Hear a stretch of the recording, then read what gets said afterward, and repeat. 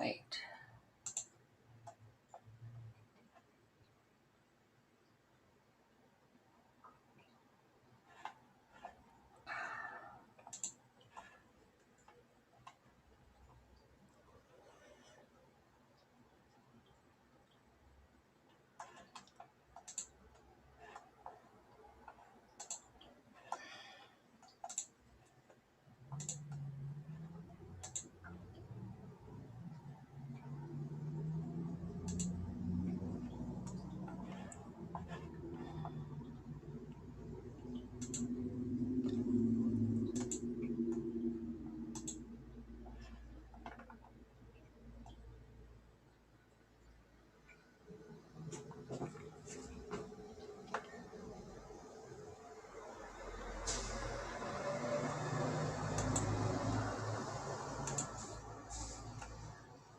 I think it's so interesting how I think it's Commissioner Sterrett's office. The sounds of the traffic are more pronounced than from either of the others. I know. That's why I don't open my window.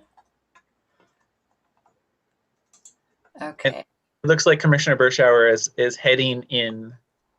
So did anybody get a message that they were about to be logged out? If I get logged out, because maybe there's a reset or something with my computer, I'll call back in, but just wanted to give everybody a heads up if I disappear. I'm not running away. So far, that hasn't happened to me, but I know what you're talking about. Okay. Okay, everybody's there. All right.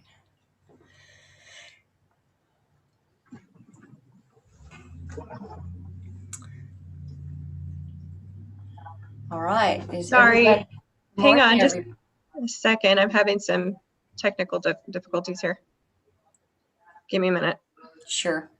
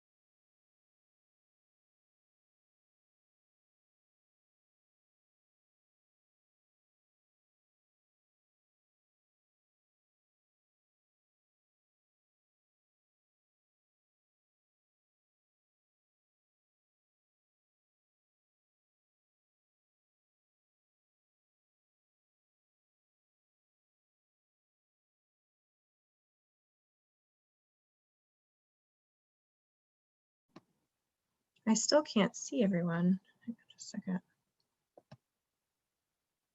I can see you, but I don't know about everybody else. Okay, there you go. Now you popped up. Okay, I think I'm okay. Can you hear me okay? All right. Everybody present and accounted for? All right. Then we'll go ahead and we will open the Yamhill County Board of Commissioners formal informal session for January 21st, 2021. And Commissioner Kula, would you lead us in the pledge, please?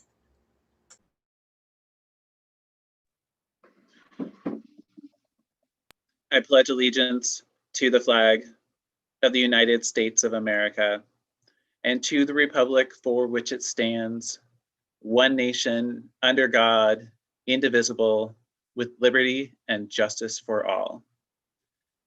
And I'm incapable of doing the American Sign Language version, so thank you. You're muted, Commissioner, or Chair Sterrett.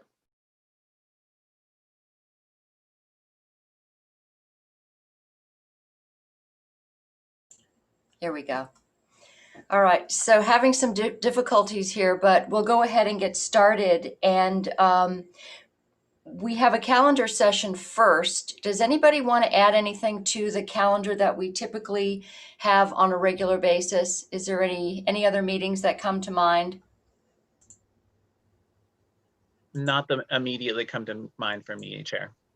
Okay, So if there's nothing else, we'll just go ahead. I did want to start out this morning, and before we get started, wanted to let everybody know that a very valued employee here at the county is retiring, and his last day is tomorrow, and that is Assistant Emergency Manager Ken Nygren, who has been with us in that capacity for 7 years. A lot of people don't realize this, that he's very mild-mannered, but don't let that fool you, because he has quite a resume when it comes to his deployments in the military. So before we take a look at a video which came to us from Can you see it? 2009 Can you see the video? Can you see it, everybody? From I can see it, Iraq. yes. I want to let everybody know a little bit about Ken Nygren. Lieutenant Colonel Ken Nygren joined emergency management after a 26-year career as an infantry officer in the Army and the Army National Guard. During that time, he deployed 3 times during Operation Desert Storm, Operation Enduring Freedom, and Operation Iraqi Freedom. He also deployed in support of wildfires back home here in Oregon, and also wound up going to help out in the relief efforts in Louisiana for Hurricane Katrina and Hurricane Rita. He served as a rifle platoon leader, a scout platoon leader, a company commander, battalion and brigade operations officer, and a battalion commander. When he was with emergency management, he worked on 3 different wildfires, assisted with the distribution of PPE during the COVID emergency, and stepped up as acting emergency manager for 10 months in 2016. He has quite a long resume, but I do want to just go to this video real quickly. This is when Lieutenant Colonel Ken Nygren was saying hello to his family in Dayton.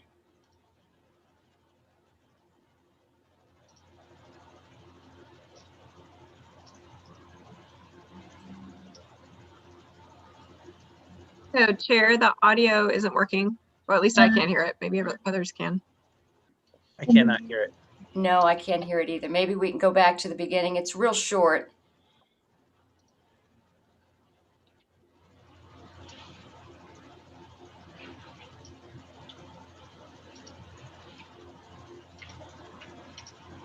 No, okay. All righty. Well, in any Not event, working. it's I not have working. it on all. Okay, thanks, Carrie. Thanks for trying. Well, in any event, I'm sorry we didn't have that video, but we do have the audio. But we do want to say a very special thank you to for your service, not only to our country, Ken, but also to the county, and you will be missed. He is going to be going and full-time in his business as a consulting forester, so no shortage of work in our county. So thanks very much, Ken Nygren. The question is, who's going to keep an eye on Sergeant Young out at Emergency Management? Anyway, we'll move on to And our Chair- public. Chair, Go may ahead. I add that if you don't mind, I've been able to get to know Ken Nygren also as part of his work with the Soil Water Conservation District, and so I get to see another side of him too, which is that forestry side. And I must say, I have learned so much from him. So I probably will still get to see him in that role. So I feel like I'm one of the lucky ones. Well, we all are, as a matter of fact, Commissioner, because in Ken's capacity on CERT, he's going to be here. We just don't have to pay him. Anyway, thanks for that. So Ken, Godspeed. Thank you for all you've done for the county and for your service to our country.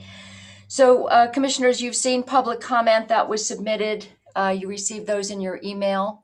We got a couple of comments, so you've got those. Work session we have. Yes. And maybe this is for Ken, but I just have a point of clarification. So the public testimony seems like it was meant for next week, not this week. So how does that work? Is it just reintroduced, or is it just on the record? That's where it gets challenging in navigating this, because none of the comments received were specific that I want this added to public comment for this week's meeting or an agenda item. And knowing that the comments received this week were specific to discussions that are going to occur next week, we can just bring those forward for next week. Okay, that's good. Right, thank you. So we have no work session, no department updates, and we do have a consent agenda, which everybody's probably gotten a chance to see. Are there any questions about any items on the consent agenda? Hearing none, do we have a motion to approve? I move that we approve the consent agenda as presented. Motion to approve. Any further discussion? Hearing none. All those in favor signify by saying aye. Aye. Aye. The consent agenda passes. On to old business, we have none. Other business, add-ons, and non-consent items.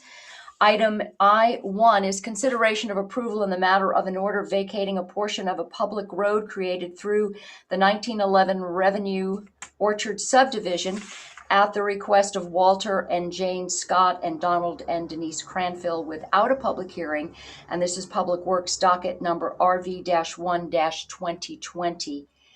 And at this point, do we have any comments from perhaps County Council or Todd Sadlow? Does anybody need to make any comments, or do we need clarification of what this action by the board is? Okay, if we have, I thought it was. Only if there are any questions. okay. I thought Commissioner? it was thank you, Chair. I just want to note that I thought it was nice having all of those documents all laid out for us. But it looks like Commissioner Bershauer has a comment. Yes, Commissioner. Thank you, Chair. I just have a question for Christian. Well, maybe Ken and Christian, but so when these things kind of come up, is there just a presumed zero value for a right-of-way like this that really has no function? Is that kind of what we presume? There's no like market value for it? I don't believe so, no. Okay. I just didn't, because it looks like there was a cost associated with filing this, coming from the Cranfills. But just a point of clarification for future consideration. So we just as a county assume there's no value because it's not used for anything. Yeah, I think at the end of the order there, it says that no costs were imposed on any person. Is that what you're referring to? I'm just referring to the actual right of way. So it doesn't go anywhere. It just goes on their property and it's not going to be used for any sort of future purpose. So we just assume there's a zero market value for that kind of thing? Yeah, I'm not aware of us having assigned a market value to these vacated right of ways in the past. Okay. That makes I'll sense. ask the question though. Thank you. Thank you. Yeah, it's Chair, may I? Yes. Okay, I think it's a really interesting question. I hadn't really thought about that value it would probably be value to future landowners who don't have the access. Always value the land. But it's not land, right? It's just the easement. And maybe Christian, it sounds like Christian and Todd are talking about this, so.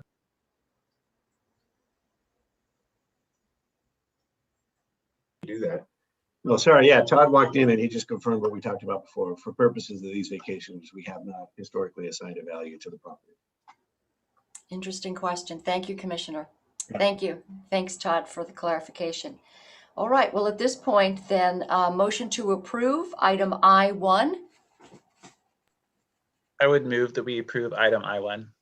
We have a motion to approve. Any further discussion? Hearing none, all those in favor signify by saying aye. Aye. Motion passes. On to item I-2, consideration of the approval of the following changes to the Parkway Committee. A, the reappointment of McMinnville Mayor Scott Hill and Dundee Mayor David Russ for 4-year terms to expire January 15th, 2025, and to reappoint David Ford for a 3-year term to expire January 15th, 2024, and to reappoint former Commissioner Rick Olson, 2-year term to expire January 15th, 2023.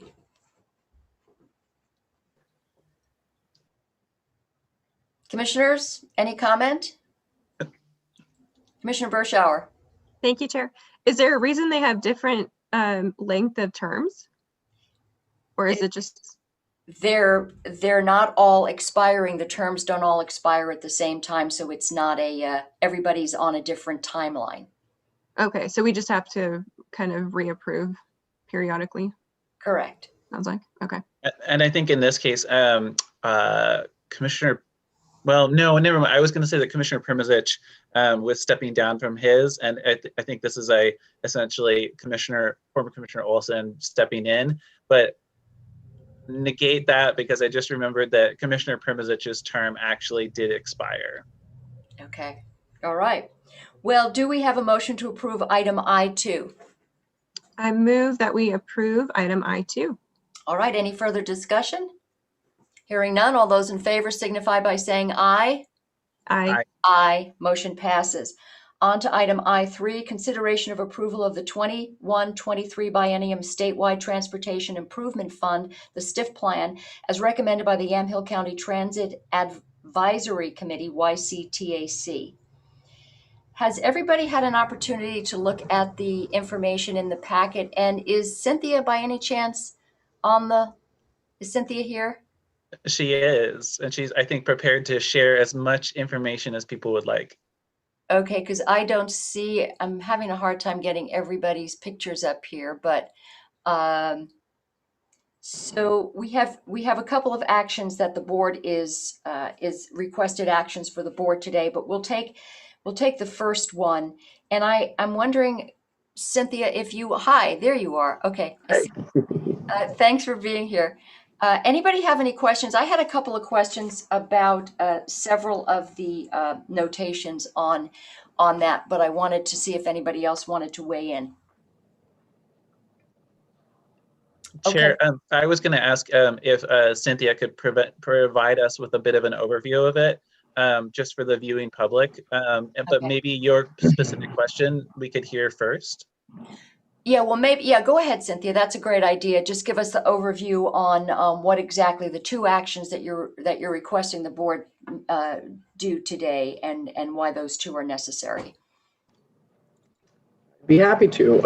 Good morning and welcome, Commissioner Burschauer. Nice to meet you. I don't think maybe we've met before, but not in this capacity, so welcome. Yes, there are two agenda items on your agenda today, and they are for the Board of Commissioners. This is in your role. You have two roles that really don't have anything to do with, I mean, they're transit related, but let's say you had, you could have three providers in the county and Yamhill County Transit wasn't the only one. These issues would come before you. You're the one who would make the decisions on these funding projects. So there's the State Transportation Improvement Fund, and there's the Special Transportation Fund. So the first one that's on your agenda is the STIF plan, which is a requirement that is required with the new rule that was passed in House Bill 2017, excuse me. So your role is as the qualified entity for Yamhill County, and so you're responsible for managing and distributing these funds with the advice of the Yamhill County Transit Advisory Committee.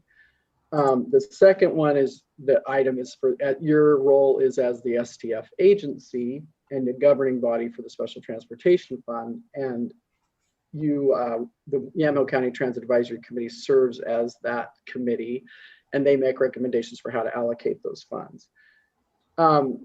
I'm not sure how much Commissioner Burschauer may know, or maybe even Casey, because I don't know that you were here last biennium, but STIF is a new funding source. It's an employee payroll tax that was passed in House Bill 2017. And its goal and purpose is to improve public transportation in Oregon. So it was an Oregon-wide bill. I mean, it had a lot of other funding pieces to the legislation, but the transit piece was an employee payroll tax. So in 2018, Yamhill County submitted an application for that biennium, and then now it's time for this biennium of 21 to 23. And the Yamhill County Transit Advisory Committee plays a significant role. So they review all of the projects, they rank them, and then they make a recommendation to you as the commissioners to vote on that recommendation. Now, the spreadsheets that I gave you have a lot of information on them, and I could probably talk way too long if I went through them every item, but I could go through and just touch on sort of the high points, because there are some things that I need to point out, because we did it a little bit differently than we did last time. Or you could just ask me some questions you have, and then I can make sure I touch on that. Which way do you think you want to approach it?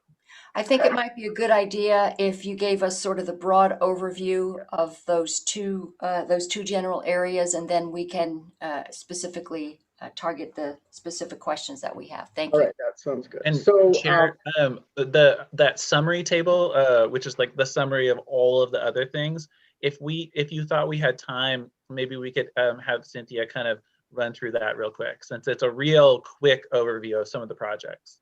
Okay, well, yeah, good idea. Thank you. so let me see here. Okay, so the first page that you have in the handout, it says summary, and it's got all of the dollar amounts. So it has the revenue projections and the expenses.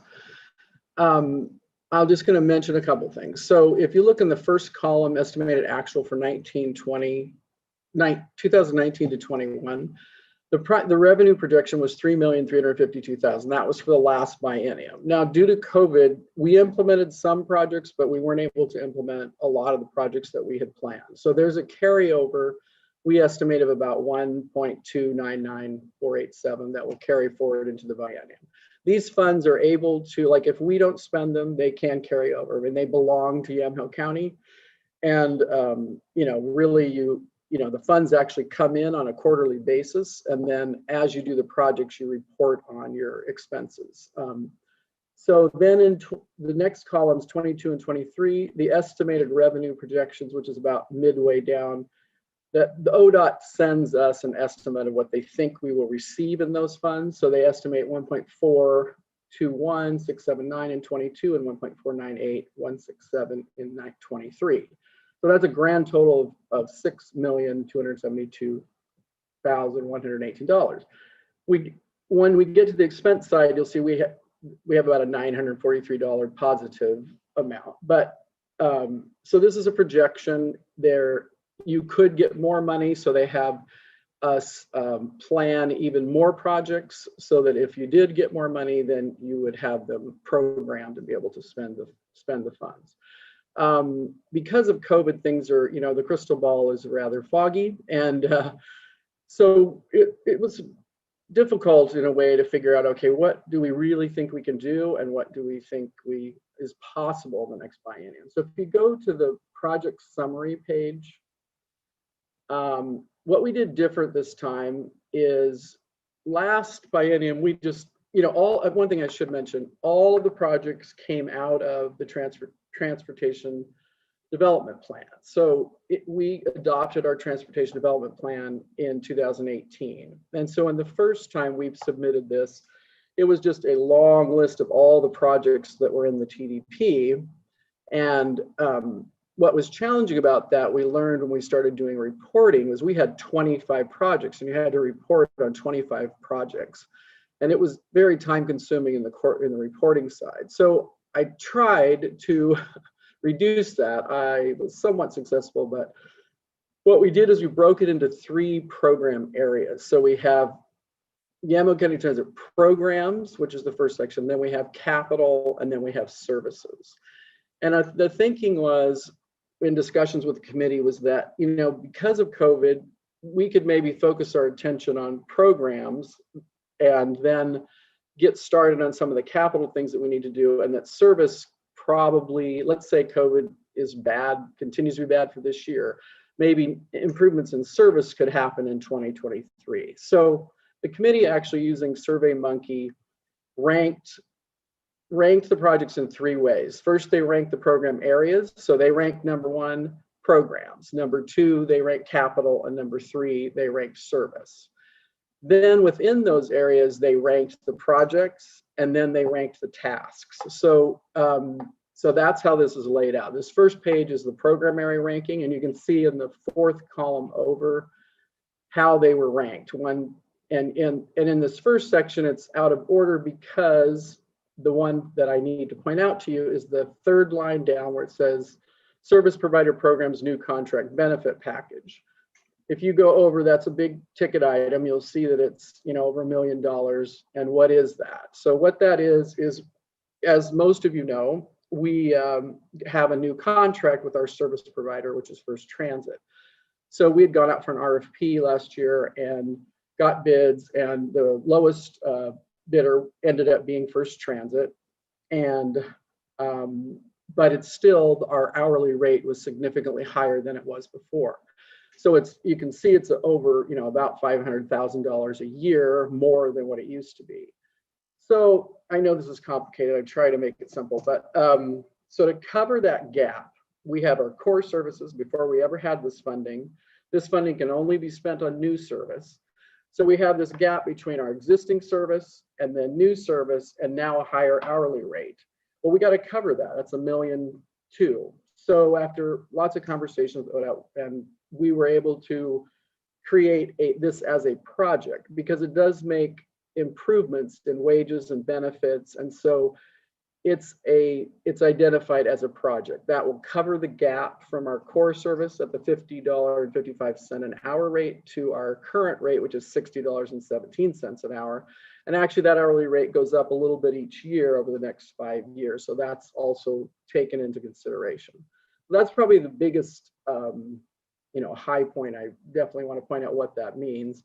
I had the committee rank it, but the reality is it really has to be ranked number one. So you'll notice the committee score, it didn't rank number one, but we had a discussion, and basically we have to do that or we'd have to cut core service. So it just makes sense for it to be number one.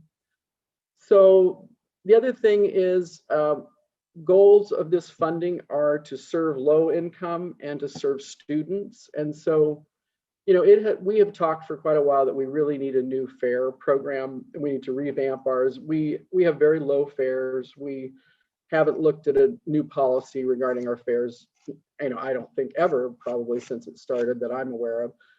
So we've been talking about needing to do that. So this seemed like a good time where, we don't have like a youth pass or any of those kinds of things. So the new fare program and an employer pass program, we thought we could work on that this year and develop some good programs to not only serve low income, but also to better serve our riders, and come up with an amount of fare, and also maybe a sliding scale for fare for people who really can't afford it. So that's what that is referring to, and that's a new program that we hope to get accomplished.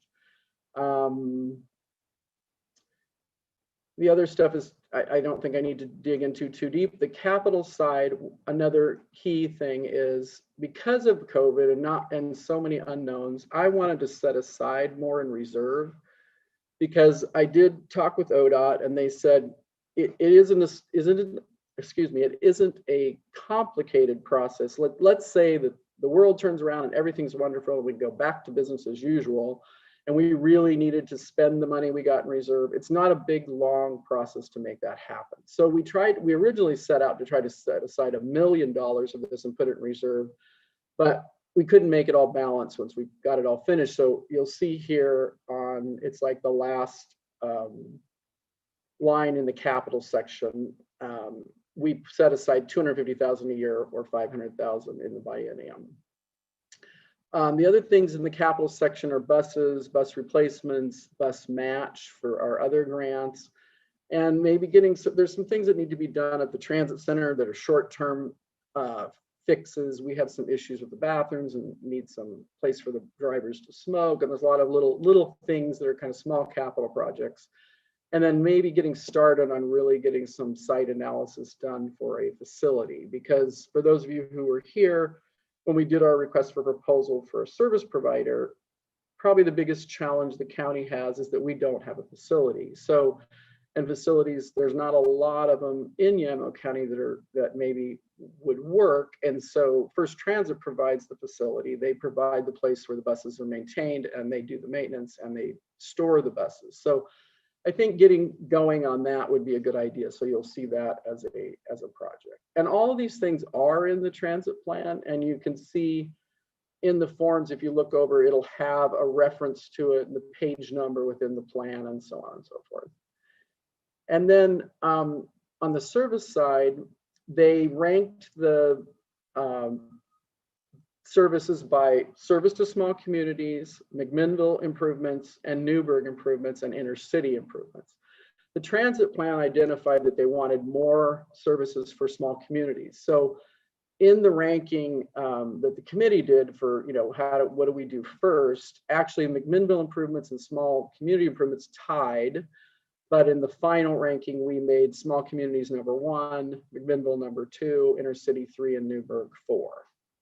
So that's at the high level. Now, if you go to the next page, you can see how within each program area, there's all the different projects, and then it'll have, the cost for each of those. The other thing is, if you look at, I want to point out the blue, there's one that's purple heading, and then it has a blue heading at the top. The blue says recommended rank. That's the final ranking by the Yamhill County Transit Advisory Committee. And over on, let's see, I'm sorry I didn't number the pages, and I probably should have numbered the columns. That would have made it a little easier. But if you go over to the column side and just past the task description, 2 columns over, it'll say expand or maintain. So there are some projects that we started, and if you look at this task list, you will see, here, hold on a second. It's not showing up. Why isn't it showing up? Do you see anything in the expand or maintain column on your versions? That's weird. Let me look here. Oh, it's on the next page. That's why. I apologize. So if you go to the page 3 of the handout and the top, how do you tell? Let me look here. Yeah, it's because it was, most of the projects we started were service projects. I'm sorry. So if you go to page 3, you'll see expand or maintain, and then you'll see a percentage. So that percentage means we started those projects, and that's about how much of that project we got finished. And then those projects with STIF funding can continue on. So they carry forward, you keep doing them, and you can finish them. And those funds can be spent on that. They're still considered new because you started them with the new funding. Let me see what else. One odd one that wasn't on ours last time is this came before you a couple weeks ago, and that is about midway down on the service page. The 3rd page is the 3rd or 4th. I'm sorry, 4th page, I think it is. Sorry. You'll see the description of the Junction City McMinnville service. That is a pilot project that was funded through STIF discretionary funding, and it's actually still in the process, and it goes through lots of different levels, but we included it on here because there's a little bit of match amount that might be needed, and also if the pilot needs more time because of COVID, it gets, we have to order buses, then we implement it, probably won't implement until 2023. It could be that it needs to run another year. So we included it in here with a little bit of funding in case we needed to extend the length of the pilot. And let's see. Cynthia, I just have one comment, which is that these tables that you have here are clearly an example of how complicated all this and how many different types of services you and transit are providing. So I just want to acknowledge there's so much here. I know. I'm sorry it's so confusing, but we struggled quite a bit and talked a lot about like what can we really get done in service. So we, the transit plan broke all the projects out into short-term, mid-term, long-term. Last time the committee actually pulled a few things that were mid-term, long-term and moved them up in priority. But what we did this time is we thought, okay, I think in the service side, what you're going to see is we're going to continue on with what we've already started. We may not even be able to complete that entire project. And what I mean by that, like say, for example, we made one of the projects in the plan is to improve Saturday service, but it included adding a route. Well, we improved Saturday service by modifying 2 of the routes we had and making it serve Highway 99 better. We'll continue that, but we probably aren't going to add that route in this biennium. Another example is improving McMinnville service. We changed all the route names, we made some improvements, but the second phase of adding McMinnville service was to serve the senior center, add another route over on McDaniel and a number of things like that. We don't expect we're going to do that in this biennium. So part of that project started, and we're going to continue with that, but we may not do the complete project until COVID is over and we really understand. But the things that came up that we've heard from the public that they really want, so they got moved up in the ranking, is starting local service earlier. So their plan is to start like the local service at 7 a.m. and run it about an hour later. So you'll see those. I should have numbered these better so you could see them, but they're on the service page, and you'll see that those are fairly high ranked below the ones that are just continuing on the maintain projects, is evening service and morning service. And then we've been contacted about possibly doing this pilot, coordinating with one of the wine shuttles, and it would also be a win-win in that we could better serve Newburgh, Dundee, and we haven't worked out the details of that, but you'll see that project on here as well. We don't expect we'll be getting to downtown Salem as we had hoped, and that was kind of a high priority project last time. One I should mention is the bus stop. Obviously the bus stop improvement project, that's underway right now, and we may finish most of it before the end of this fiscal year, but then we still will have a little more to do. So that's included in the capital section of these projects, and that will carry forward. Feel like I'm forgetting something else. Let me look at my notes real quick.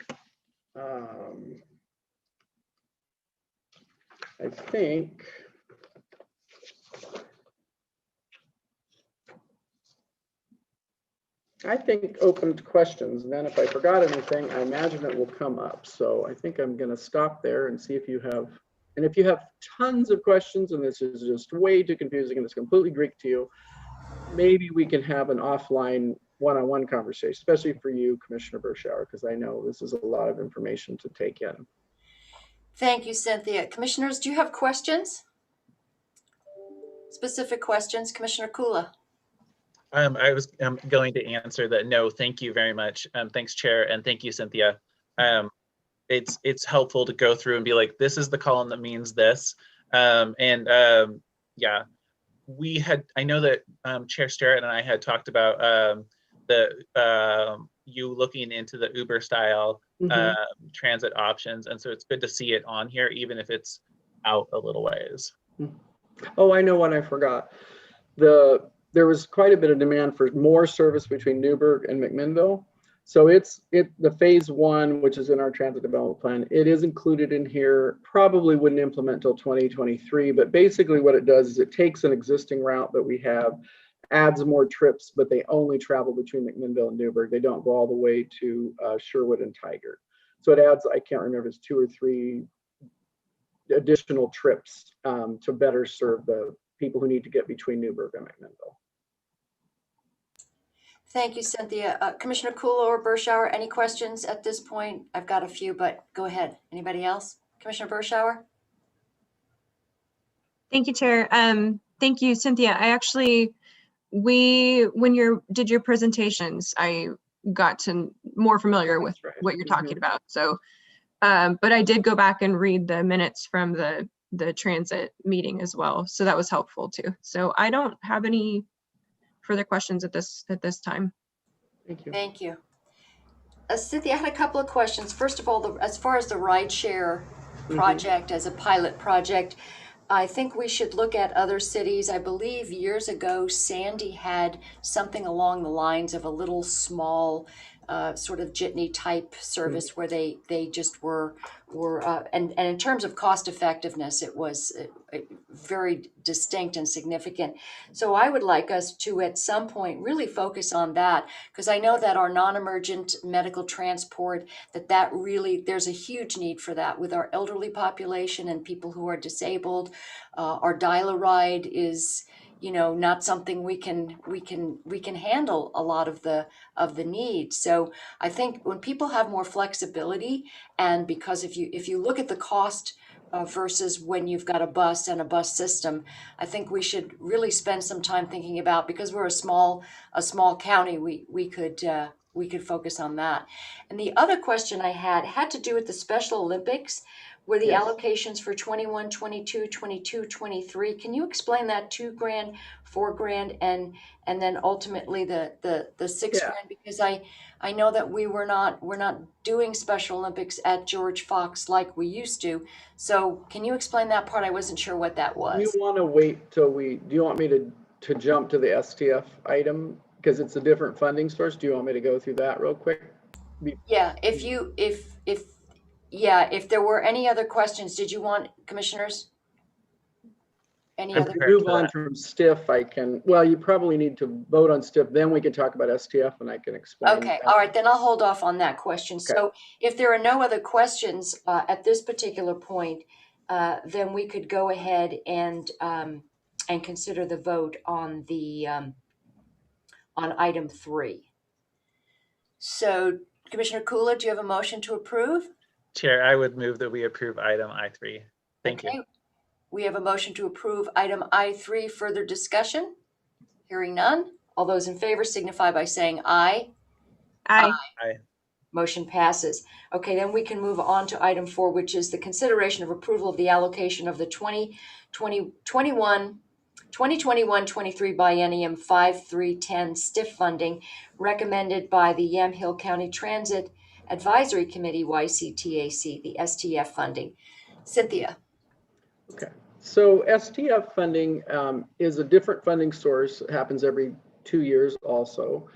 Why they make them name the same and make it all happen all in the same 3 months. I wish they would change that, but that's just a complaint on my part. So anyway, STF, it stands for Special Transportation Fund. And Yamhill County has received this for a number of years. Now it is going to change in the next biennium, and they do plan to roll this funding into the STIF funding, but this is the last year you're going to do it as a separate process. So we get Yamhill County, not transit, but Yamhill County's allocated in the biennium $503,684. And then what typically happens, we have 4 providers who usually submit. We put out public notices, we ask for others, so there could be other providers who could apply for this funding. Its purpose is to serve elderly and disabled, older adults and people with disabilities. There's an administrative amount that is automatically taken off the top that Yamhill County is able to use to administer the program.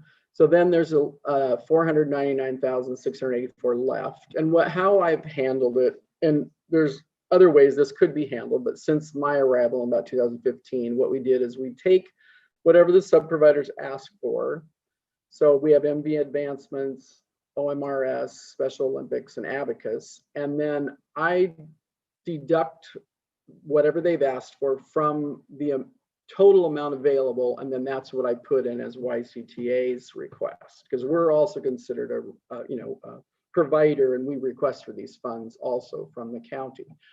So now the committee, Yamhill County Transit Advisory Committee, in its role as the STF committee, can change those amounts. They have a discussion. They could say, hey, we don't think MV should get 50,000, they should get 20, and so on and so forth.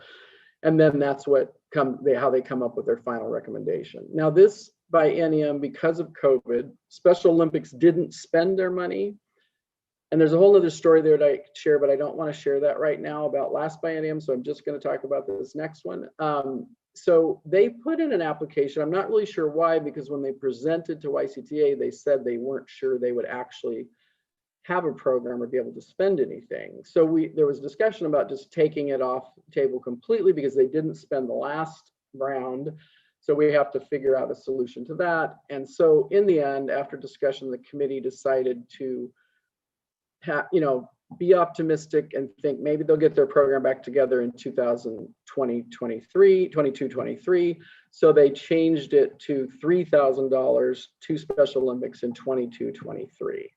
Then they also, with the caveat that if they don't get their program going and they can't spend it, those funds could go back to Yamhill County Transit to spend, if that's not confusing enough. And then how we spend this money, Yamhill County Transit, we use all of these funds as match dollars for 5311 federal funds. So this funding can be used as match, and that's what we use it for, is for match for 5311 funds. So what you have on this chart is you have top half, you have STF, And then the green column is the committee's recommendation. And it should balance at the top where the allocation, and then at the bottom of all of the subproviders requests and Yamhill County Transit's request. And then the bottom half is a federal funding source called 5310. And there's only two providers, Yamhill County Transit and OMRS. And OMRS applies for it because they have services in other counties. So what happens is the committee makes a recommendation on how much OMRS should get because they're within our county, but then they actually get the funds directly from the state. So those funds don't flow through us. On STF, the funds flow through the county to the subproviders, but on 5310, OMRS reports directly to the state and gets the funding. The only role we have is we recommend what the amount of the allocation is. So that second half is the committee's recommendation for the 5310 funds. And then how we know how much funds we're going to get, if I didn't say this already, every year the state, a few months before this process, they give us an estimate of what they think the funds will be. It doesn't change a lot. Some years it'll change by a little bit, but you can see, because you can see the history there, it's remained fairly, consistent. So if you have any questions, I'd be happy to answer them.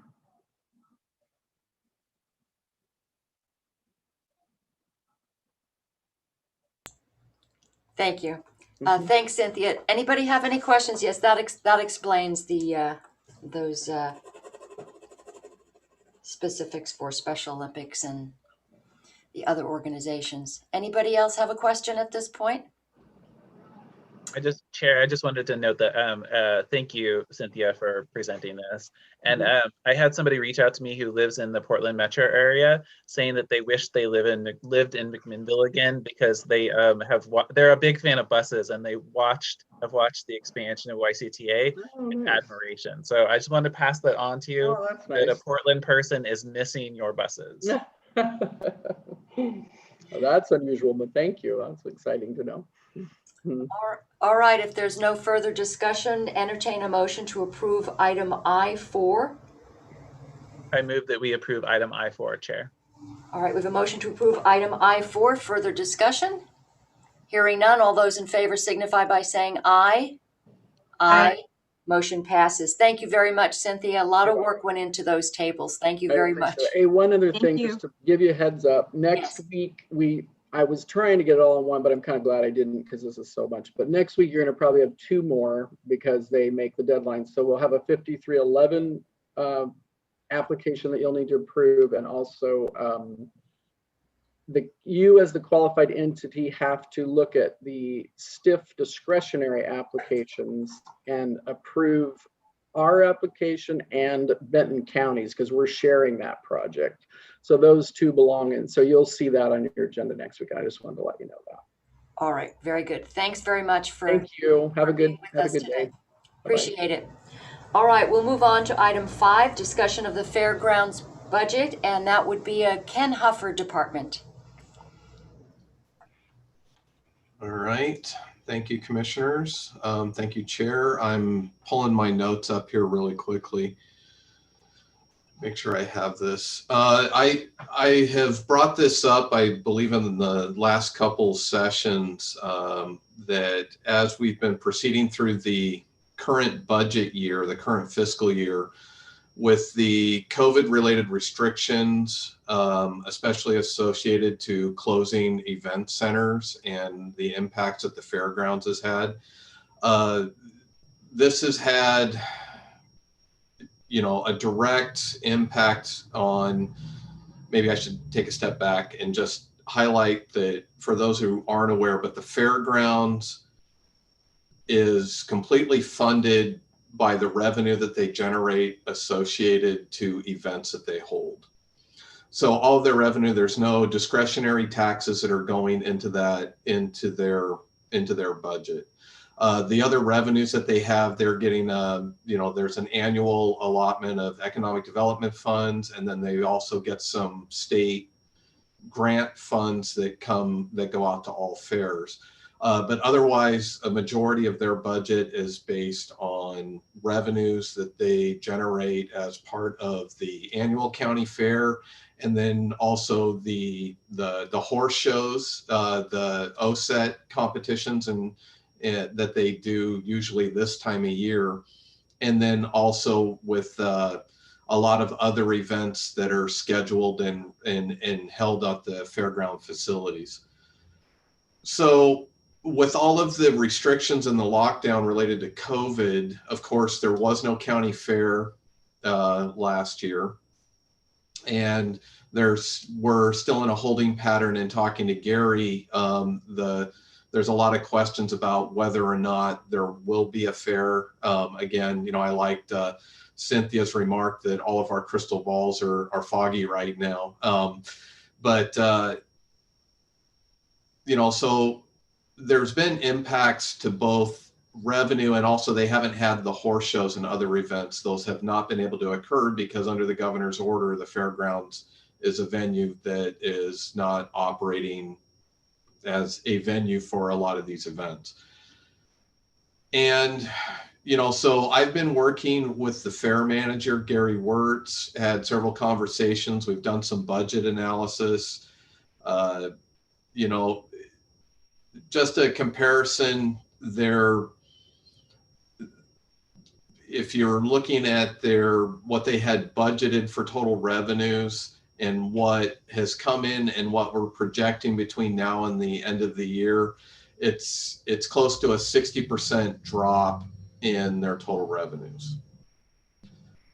And the only funds that they've had coming in are those that are either state allocations or economic development, or there's been some CARES Act reimbursement for some, before the latest restrictions went into place and they closed down, they were doing a lot of work and a lot of cleaning and a lot of implementing measures for adhering to social distancing guidelines. So we were able to get them some CARES Act funds, some reimbursement for some of those expenses prior to the latest order that really shut down the fairgrounds along with a lot of other venues.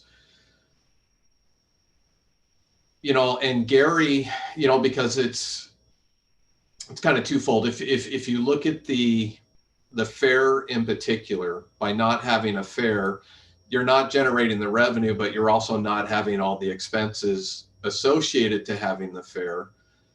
And so Gary has made a lot of cuts because we either haven't had the expenses because we didn't have these events, or we're not doing some of the prep work, but he's also gone further into ensuring that, because we can't spend more than what we have in our revenues. It doesn't matter how much you've appropriated, you still have to keep an eye on your revenues as well. And so he's cut just over 62% in order to make sure, and that's what we're projecting, that he's cut a lot of expenses. A big one that was cut is they have a vacant work crew supervisor position that has not been filled this fiscal year. And that work crew supervisor position has been impacted. One, the work crew program isn't operating, because of all the restrictions and the limited numbers and the limited jail population.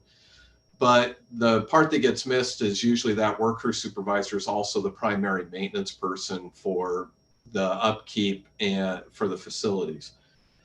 So that's a position that has gone vacant for this whole year, and Gary and his office staff and a little bit of extra help have been attempting to try to keep up on the facilities.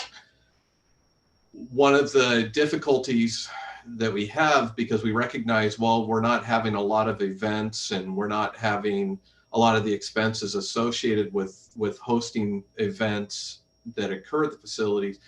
However, the facilities and the nature of the buildings, and we still have to maintain the property. We still have to maintain the buildings. We need to make sure that they're readily available, that should we get to the other side of some restrictions, or we see a softening of restrictions on venues, that the facilities will be ready to open up their doors and welcome folks back into it. Adding to that, I think it's also important to note that over the last several months, I think the fairgrounds is really, while they haven't been a venue for community events or for the fair, they've, at the same time that those facilities and properties have played an important role during the wildfires last fall, where we saw a lot of evacuees and livestock that were coming to the fairgrounds.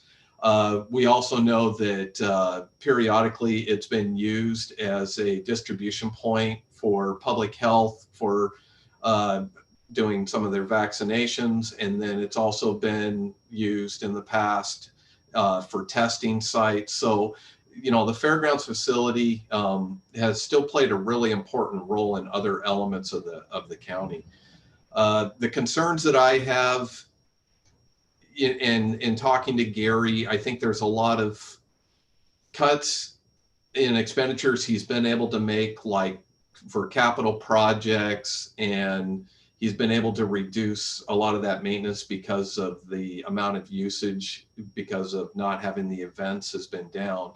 But we both have concerns about continued upkeep and operation and maintenance, and keeping in mind that the current revenues, they're running short, that if for some reason, because the prep for the fair, which occurs in late July, they start prepping for that event in May and June to get the facility ready for hosting a county fair.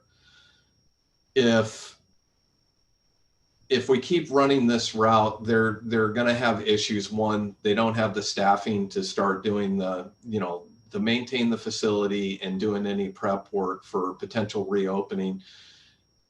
And, so what I'd like to do, and coming to the board, and what my recommendation, and I've put together some numbers, is I would like to make a request for the board that we do a one-time discretionary transfer to the fairgrounds for this fiscal year at a 1002 of $64,000 to the fairgrounds. And the intent of that is to give funding for the fairgrounds to move forward with at least funding for half the year, onboarding the work crew supervisor / maintenance person for the fairgrounds. So that way Gary is not out there mowing and doing a lot of the maintenance on this. And then if we see a softening of restrictions and we start seeing more work crew and community service numbers, we're readily available to start taking those workers onto the site and helping get the site back into shape. And then there's an additional amount to cover materials and services, between now and the end of the fiscal year for any other needs that may come up with maintenance of the facility. So just a reminder that we did, as part of a supplemental budget in December, I had asked the board, we moved $300,000 out of contingency funds and moved that to 1002. With the intent that, COVID continues and there may be departments are going to be impacted by, revenue issues, maintenance issues, shortfalls that we may need to assist. And the fairgrounds is really the first one that's really standing out, that is really struggling at this point. And so I'm coming to the board and essentially asking that the board consider moving $64,000, doing a one-time transfer for this year, and then recognizing that once we get into the budget process for start building budgets next year, that may contribute to further discussions on what it's going to look like after July 1. The intent is to help them for now to the end of the fiscal year. And I'll stop talking and entertain questions as they come up. Thank you, Ken. Appreciate that. I know you put a lot of work into this, and I know Gary's been working very hard out there. It's very, very frustrating, especially when, we've been doing so well lately. The last few years have been real barn burners. The fairs have been very successful, and finally climbing out of that financial hole that the fair had been in for so many years. Did have a discussion with Emergency Manager Brian Young about some reimbursement in terms of the evacuees, but it doesn't seem like, according to what he described, it doesn't seem like it would be of very much consequence, perhaps $3,500. And that would be basically going to the other counties, requesting reimbursement for those evacuees who were at our fairgrounds from Clackamas County or Marion County, and then hoping years down the road that you could recoup some of that money. So it's not even a substantial amount of money that would impact this shortfall. The other question that could come up is, are there other options that other counties are utilizing to be able to fill in the gap? We can't be the only ones that are struggling. That's a great question, and I know Gary is very active with the statewide, with the Fair Association, and they're having these conversations. And because I think fairgrounds across the state are all facing similar situations. And I think one of the biggest challenges that we had is when you looked at under CARES Act, it was pretty specific in the grant agreements that it couldn't be used to address revenue shortfalls. It was strictly expense reimbursement. So that was one that, really limited the ability to kind of get into some of those COVID funds. Gary just recently learned that there may be some additional grant funds that may become available for fairgrounds or other venues, but right now it's really early in the process. And I believe that was going to be coming through the Small Business Association is where that may be. I don't know specifically. I want to be careful that I got just a little bit of information that Gary, and I've asked Carrie Martin to assist Gary with investigating what grant programs may be available for venues and how fairgrounds fit into that. So there's more information coming on that. But I will say Gary is very active and talks with the Fair Association and also interacting with other fairgrounds. And our fairgrounds is not in a unique situation. Thank you. Commissioner Kula, did you have a question? Thank you, Chair. You saw I unmuted myself. I did. Really, the main question was the one that was answered by Ken, which is the grants, because I understood there to be some out there. And so I'm glad that you've connected Carrie and Gary. I guess the second component of my question then for Ken specifically is, can you, would you be able to send us all a document that's even just a table that's, here's what the reduction in revenue looks like, here's what the reduction in expenses so far looks like, and then here's the impact through the end of this fiscal year of the of adding back that work crew supervisor? I can do that. I can share that information. I mean, it's essentially a state YAM report out of our finance system that we have readily available. Commissioner Berschauer? Thank you, Chair.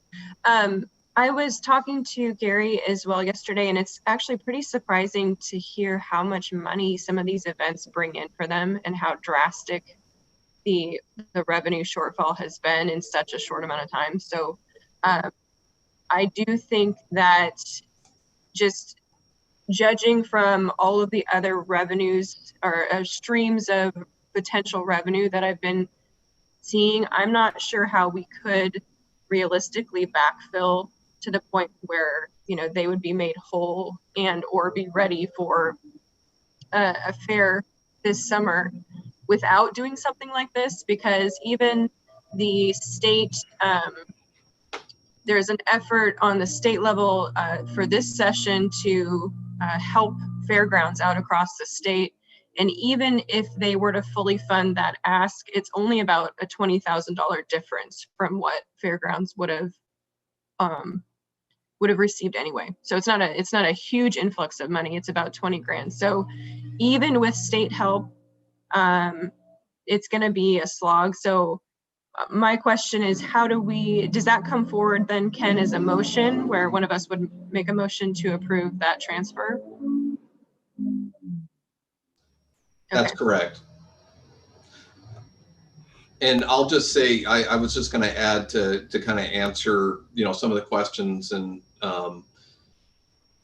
what they had budgeted for the fund between the fair and the event center was $809,000 for the year.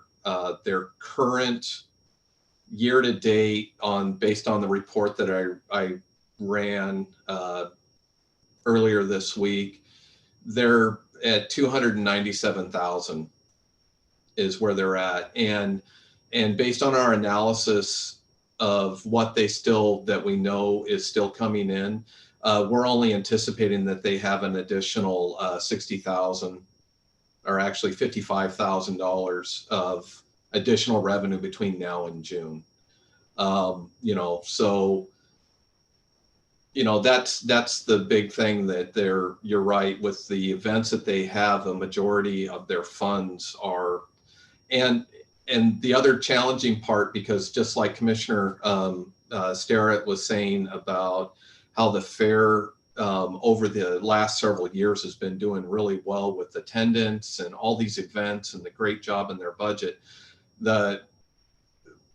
The only reason that they're at the 355 number year to date, a large part of that is because they had a really good beginning balance for this year. And so, which is still less than what they had budgeted, but they're essentially operating under that $130,000 beginning balance that they started the fiscal year with. Otherwise, all of the revenues, if you take that out, it's even more glaring on their revenue situation if you take out that 130,000.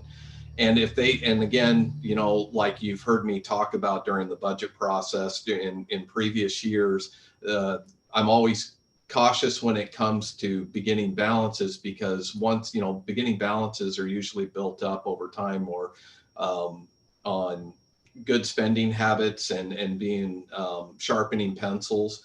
But once a beginning balance is spent, it's spent. And so then they'll be looking at starting next year, potentially either in a deficit or, with a zero beginning balance. And that can be a struggle for them, especially with how the fair prep carries over.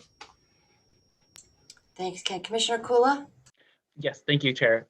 Ken, I was wondering, we've had at least one or maybe two vaccination clinics on site, and I believe that there was some funding for vaccine distribution in the most recent, I think it was the omnibus, so it was the federal spending bill plus COVID relief. Is there any way to use some of that funding to provide at least some level of operating on site? I could speak with Lindsay about that.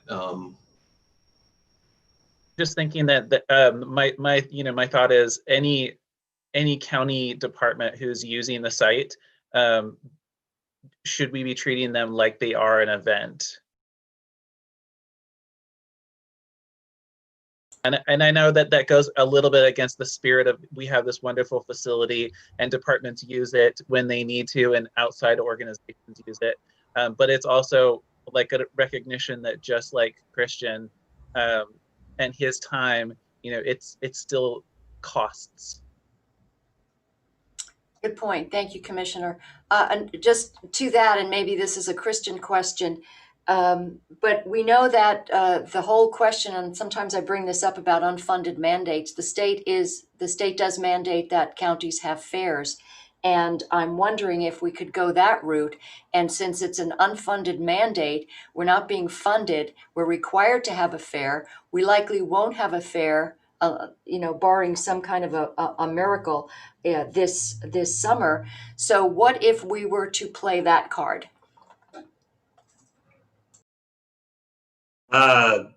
Fair question. I can certainly do a little more thinking about that and get back to you on whether or not that's a route we might be able to take. Off the top of my head, I'd have to do some research into the statutory framework and see if this fits into the definition of a program or a service that generally drives the initial question of whether or not what we're talking about is or isn't an unfunded mandate. Thank you. Commissioner Yeah. Bershauer? Well, I sure hope and pray that we have a fair, because the millions of dollars that are injected into our local community is you know, it's so important for our small businesses as well. So I'm praying that we still have a fair. But for the time being, I would make a motion that we approve I guess it would be a one-time transfer from discretionary in the amount of $64,000 to the fairgrounds budget. All right. We have a motion to approve the transfer. Any further discussion? Hearing none, all those in favor signify by saying aye. Aye. Aye. Motion passes. And thank you, Ken, for that information, and do appreciate the work that you've done on that. Moving on to item J, public hearings, we have none. Announcements, commissioners. I have a couple. Go ahead. Okay, that's good. Maybe I'll do it in the time it takes backwards order. I did want to note that so we had RIAC Road Improvement Advisory Committee last week, and the presentation from Director Lago was primarily focused around the two major areas of capital improvement this year that they are proposing and that will come before us, before the Board of Commissioners and the Budget Committee. And that's pavement upgrades and maintenance with the new capital improvement asset program. So we approved funding last year to assess all the roads and then run them through essentially a modeling of how slowly or how quickly they're failing. So the first round of proposed improvements based upon that will be coming before us. And Road Improvement Advisory Committee was very excited about it. The other part of that is a bridge capital improvement plan, which our new county engineer has been very busy working on with our intern and crew. And so that will also come before us. And it's really one half of an overall bridge rehabilitation program. There are a number of bridges that will be just maintained and upgraded by county staff. And then this one that's going to come before us is for the capital, the contracted out work. So more to come, but I wanted to give you a little heads up about that. And I'm very excited as somebody who goes across bridges to and from town. The next thing is that Soil Water Conservation District is putting together a wildfire prevention workshop and week in the spring. They are going to put together a proposal for some funding from the county through, Ken, is it the Title II? He made Title III. Title III, yeah. And so we will see that as a proposal in probably in about a month for some funding for that work. Parkway Committee met today, and John Hustis from ODOT and the team from David Evans and Parametrics, who are the engineering team working on phase 2 and phase 3, showed us some of the more detailed engineering schematics for phase 1 connecting to phase 2, which goes out to Rex Hill, connects at 219 and goes out to Rex Hill.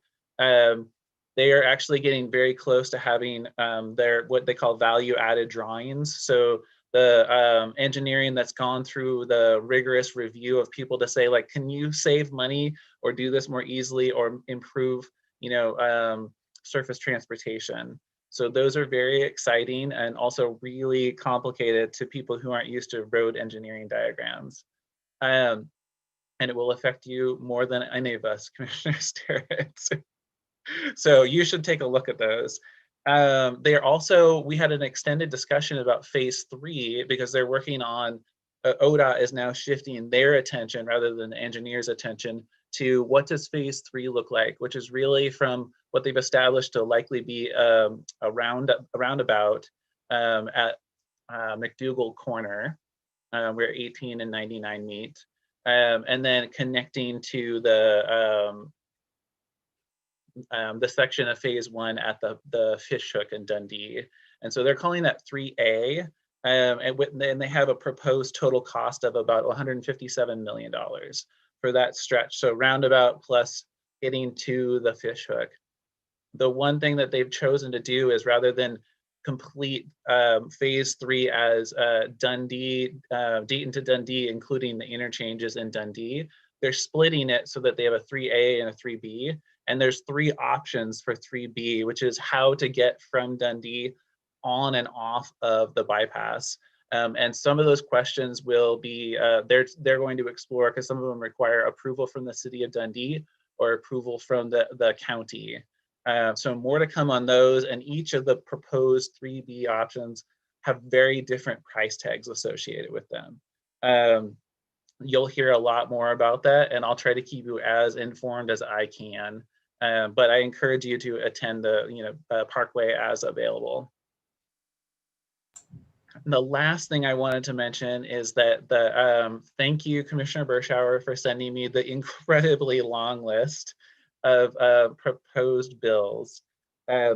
After going all the way down it and then scanning back up it, I did find House Bill 2713, which provides the guardrails for governor's emergency powers.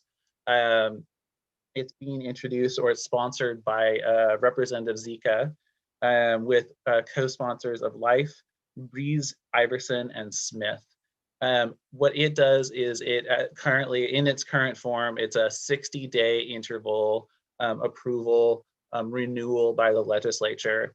What I would propose, rather than us having, I don't have a document in front of you because I want to get your thoughts on this, is that I was going to reach out to the principal sponsors of it about extending out that, what do you call it, each increment of time. I talked about this with Representative Noble about either a 3 or a 6 month, because we've seen with our wildfire that 60 days actually is a pretty tight time frame, believe it or not, for the emergency declarations. And then what I'd also like to do is I'm seeking out a Democratic sponsor as well, so that there's people from both caucuses. I feel like it's a lot more likely to have something like this pass if there's at least one Dem sponsor. And so I have reached out to a few, and with a nudge. And so I'm going to report back on that, if that sounds okay to you, commissioners, with the hopes of having a letter of support ready for next week. Thank you, Commissioner Bershauer. Thank you, Commissioner. Thank you, Commissioner Kula. I would just say that if you want us to consider a letter to sign on to in support of that particular bill, make sure it comes sooner rather than later, just because we don't want it to get so far that, the bills move and then we don't get to weigh in early. So I'd love to see that, as soon as possible if we're able to get somebody. So yeah, will do. I will work on that. Okay. The only announcement I have is that I want to give a shout out to Joya Goodrum from the McMinnville Chamber. She is working on a grant to help support our fairgrounds. This grant came through the state chamber, and I believe it has to be a local chamber that actually submits the request. So she's drawing that up on behalf of our fairgrounds to help with some of the mitigation from the wildfires, as well as the COVID impact. So thank you, Joya. And I think she's actually submitting that today. So we hope it comes through. It's not a ton of money. It's $2,500 is the maximum, but every little bit helps at this point. So I wanted to thank her for that. Thank you, Commissioner. Thank you. Appreciate that. Just in response to that, a couple of things. So Commissioner Kula, if you could encourage Soil and Water to work with our emergency management department, because I spoke with, as far as that wildland urban interface regarding defensive space and that type of thing, I believe that Brian Young, our emergency manager, is looking at working with NRCS and working with local fire departments to just provide that information, sort of a FireWise type of a program. So I think the more information we can get out there, the better prepared we'll be for what we know will be perhaps another year of significant wildfire threat. So thank you for that. And I think it's great. More people that are working on this, the better. And I should note that NRCS is technically taking the lead on organizing it, but Okay. it's going to be the program that's going to be proposed will be run by Soil Water. So it's actually NRCS, but I will for sure connect them. Wonderful. Thank you for that. Appreciate that. The other thing is in regards to the guardrails on the governor's powers, today be taking part in a motion for summary judgment on the Linthicum et al. Lawsuit, which will be, they're basically hearing the motion for summary judgment. Just to recap, that's the lawsuit that challenges the separation of powers. And so that's going to be going on today. And the other, just want to give you an update on the properties that Yamhill County, the foreclosed properties that have been handed over to the Housing Authority and some of the good work that they've done. Just an update through the Housing, Affordable Housing Corporation yesterday. The Housing Rehabilitation Home Ownership Program, that single family 3-bedroom project in Lafayette. If you see the before and afters, it's quite amazing. So that project is going forward. It looks really good, and that will be going on the market internally to Housing Authority clients. And the next one is there's going to be a small 2-bedroom, 3-bedroom common wall project in Lafayette. So that's another project that's going forward, and they've submitted some of the preliminary concepts to an architect to draw up. So again, that's just providing, houses that were sitting there derelict are now actually going to be going to folks in a low income capacity. And I wanted to ask, this would be an action item to some degree. We have a twice monthly check-in with Leah Horner through AOC, and it's been divided by district. So once again, we're going to be submitting the county's representatives for these calls. So I'm happy to stay on the call. I know Commissioner Cooley, you're on a call as well. You're on is it a monthly call or a weekly call? Yeah, we've moved to a monthly, and it's kind of Santiam Canyon wildfire response and COVID, but through the regional solutions group. I think that you weren't really finished, but I would say that I think it's perfectly appropriate for you to continue in that role. But I don't know whether Commissioner Bershauer has some thoughts. Commissioner? Thank you, Commissioner Kula. Commissioner Bershauer? Thank you. I would agree. I think you should stay on the governor's calls for now till I get my feet underneath me and I can better manage the schedule. But with AOC happening every month and all of this kind of stuff happening in a different way now, it's a little bit more challenging to make some of these calls. So absolutely. I would agree that you should stay on. Okay, thank you for that.